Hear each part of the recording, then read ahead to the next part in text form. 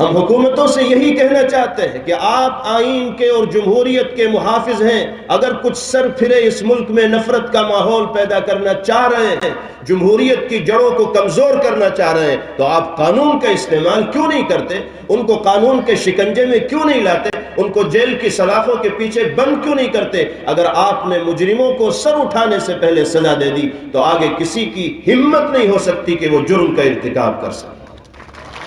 کہیں ایسا تو نہیں ہے کہ آپ کی ڈھیل، آپ کی پشت پناہی اور آپ کے نظر انداز کرنے کے نتیجے میں سانپوں کے پھن پھیلتے چلے جا رہے ہوں اور وہ یہ سوچ بیٹھے ہوں کہ ہم جو چاہیں کریں، کوئی ہمارا ہاتھ پکڑنے والا نہیں، کوئی ہماری گردن موڑنے والا نہیں، کوئی ہمیں اپنی حرکتوں سے باز رکھنے والا نہیں. اگر ارباب اقتدار اس ذمہ داری کو نہیں ادا کریں گے تو کون ادا کرے؟